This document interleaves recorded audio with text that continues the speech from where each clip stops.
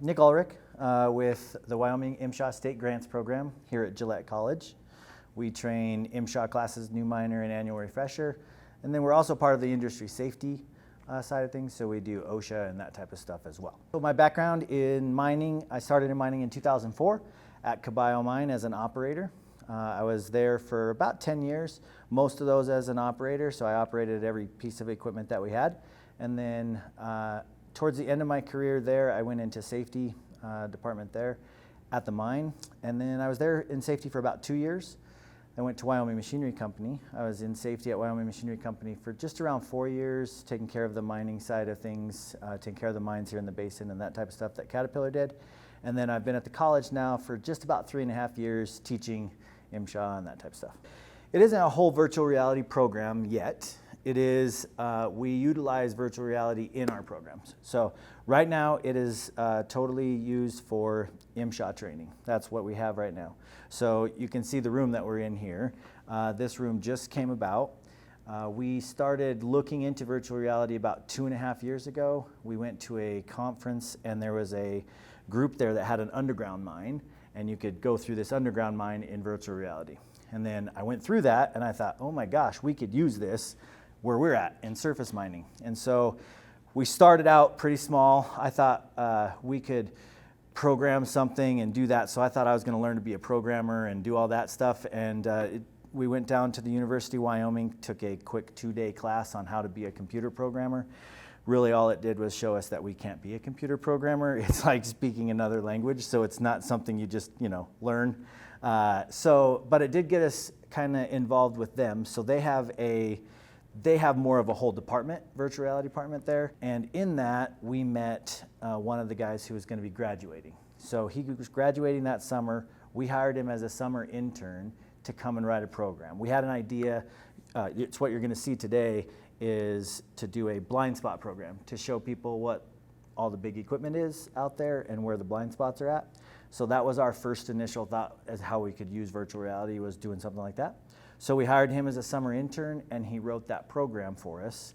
And at that point, we didn't have a room. We had a few goggles that we could put people in at that time. But we turned it into NIOSH, who is the National Institute of Occupational Safety and Health. And we turned it into them and they gave us a big award. All right, so we got an award. We got to go to DC and accept it. It was a really big deal, and it really got us some recognition for that with the college and everybody. So then we started working on how we could utilize that in an everyday class, how we could put it in the MSHA, and this is kind of what came from that. So now we have this room where I can put 20 people in a set of goggles and they can go through whatever programs we have. Right now we have the blind spot program. We're working on a mine tour at this point in time. So, but it all got started from one look at it. I'm not a gamer. I'm not a VR I don't go home and put on VR goggles and spend my time in there. We are strictly using it for safety training and that type of stuff. So that's kind of how it got started. Really, this whole program that we have right now, the room that you see, everything is our doing from my group at MSHA State Grants. So there's 4 of us that have worked in it. We're all MSHA instructors, so I have Jim Stratton, who is the director. There's Marty Brown, who's an instructor, Roy Keffer, who's an instructor, and then Jake Clater is our programmer, right? So that's kind of our group, and that's what got this started. So it went, like I said, for 1.5 years. We just finished this room about 6 months ago. We constructed the walls, put the stuff up to do it.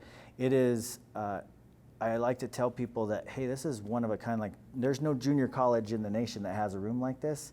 So the guy was in doing some of the stuff for the technology part of it, and I was telling him, I said, hey, I like to tell people this, and he says, you know what, I haven't done this in any school, ever, like a university, junior college, nothing. It's technology that's, he said they've done it in, like Walt Disney World and those types of places. So it is, it's really awesome technology that we have here in Gillette, which is pretty incredible. So that's really the basis of how it got started. And now we're hoping that it expands, from here, it can really build into its own program, and then everybody at the college could use it. So it currently serves MSHA. My group, we have the program, that blind spot program. So when you go through a new minor class, you are in this room going through normal new minor, if anybody's ever done it, gone through the normal new minor class to go out to a mine site. In that, we have them go through the blind spot program, which takes approximately an hour to an hour and 15 minutes, depending on how much time the person spends in there. So that is part of that class. We do, for us, we also have a mine tour that we're working on. We're working with University of Wyoming to develop that, plus our programmer that we have. So when we get that done, I think that'll probably take about an hour and a half. And when that hour and a half is up, they'll move into just normal classroom stuff, right? So it is going to be a piece of our MSHA stuff, MSHA class for the foreseeable future. I mean, at the end of it, I want every topic that we have to cover in MSHA, I want there to be a virtual aspect to it. So we would talk about it, we'd do a PowerPoint or whatever, and then they could put on the goggles and actually go to whatever spot that we were talking about or whatever. So that's as far as our group is concerned. Now, the college, I mean, this room just got done, so literally while everybody's on break. So they're coming back, we have our in-service week, and we're gonna have them be able to tour this, and then they can see how virtual reality can help them. Now, it's not just about having a place to do it, which is what we have, but it's about getting the programs and that type of stuff. So whether you do that with a programmer, like what we have who is writing our own programs, or it's something that, you know, I mean, there are a lot of different programs out there. So if there's some type of educational field that wants to use it, then they can use the room, and then they just get the program, and then they can use the room to do that stuff. So I see it expanding, and every place, every degree program could use this room at some point in time. I don't think when they come through here, I don't think there's any of them that could say, I don't think we really could use that. I think virtual reality could have its place in anything that they do. So the future of it is, I hope we build more rooms like this, and that every program that we have can find something to do with VR in their class. So I think that's the awesome thing about virtual reality, is I know it started out as a gamer thing, and it still is. There's still gamers that use virtual reality, but I think in general you're seeing a big shift to go from gaming and where companies can use it in training. So not just safety, which I'll talk about in a second, but training in general. And there are a lot of big companies that are using it in training. I just read an article about Walmart is doing it to train their employees on how to deal with Black Friday crowds. So they're actually putting them in goggles, and I'm sure they have, you know, people coming up and are all upset about whatever TV is missing or whatever. But they are literally using it for any type of training. So for us, for safety, I'll talk about our blind spot program for a second. We train, you know, new miner class, that people that are going out to a mine that have never been on a mine site before. So we can talk about it, we could show you pictures, we can tell you these trucks are big, you know, but you don't really have a feel of that until you get out there. And if you're not going to work at the mine, so say you're going to work for a contractor, like when I was at Wyoming Machinery, and we'd hire somebody who's going to be a mechanic out there, they don't get to climb up in the cab of those trucks. They don't get to drive them around, experience that type of stuff. So they never get that feeling of what they're really like. In virtual reality, we have that truck there. I mean, they see it in life-size form. They can get in the cab of it. They can see what the things are like inside of it and outside of it. So in MSHA, we see fatalities every year from somebody getting ran over because they were parked in a blind spot of that big equipment, and that big equipment operator couldn't see them. So the blind spot program puts everybody in the driver's seat and lets you see what it is you can't see, right? So you'll see more of that when I kind of show you the program. But for a safety standpoint, if I take you and I tell you, hey, these are really bad, you can't see anything over here, just don't ever park there, that's one thing. But if I put you in the cab of it and I show you that you can't see that, then when you're out at the mine site and you're going to park, you have a little bit better understanding about, hey, I shouldn't park here because I know he can't see me because I looked at it, right? So that's one thing that virtual reality does, is it just gives you an opportunity to show people without actually being out there exactly what they're going to see. So for a safety standpoint, we can have you do all of that stuff. We could have you do your job or your task in virtual reality, and there's no way you're going to get hurt. We could have you do it 100 times And then when you go out to actually do it, you've done it 100 times. So you kind of know what it is that you should be doing. So the future of VR, that's where it's headed. And so safety is huge in that. I mean, to show them what they can do and where they need to be before they even get out there, and actually show them, not just tell them, makes a huge difference. So virtual reality, there's lots of different things that we utilize in the virtual reality stuff. So virtual reality is just computer generated reality, all right? So we can make it be anything we want it to be. If we wanted to do something in space, we could do something in space. But we can also then do stuff out of mine or in a classroom or whatever you want it to be. So it is just a computer generated space that you can be in.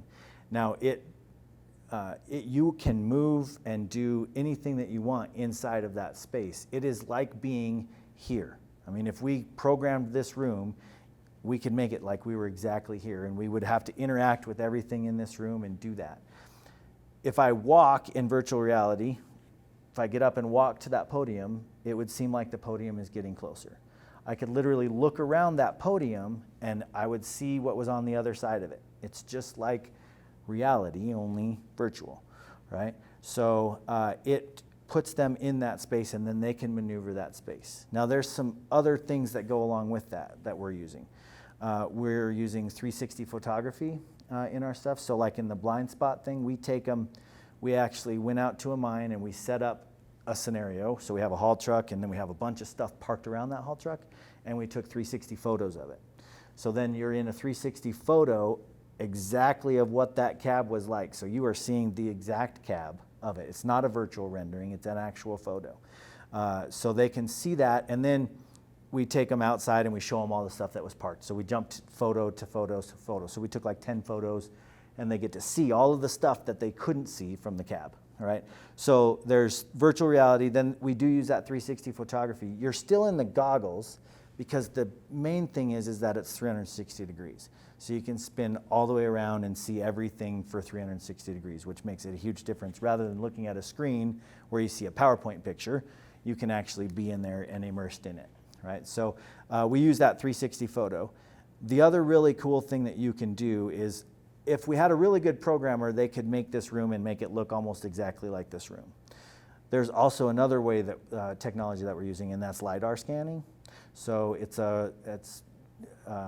they use it in construction and architecture and that type of stuff a lot. So it's just a laser scan, and you take a scan, and it takes 1 million points of data. I mean, tons of data that it puts into this. And you take a bunch of different scans from different areas, and then it pieces them all together, and it puts together whatever it is you're looking for.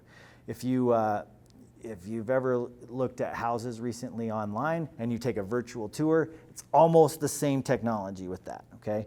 But we can take that scan and we can make it into a workable, they call it a mesh, but it's just a workable environment. And so when we say I could program this room, I could program this room and make it look like it was exactly this room. I can also scan it, and then it is exactly this room. And then we can put that into the VR set. And so that's what we're doing, like with the tour.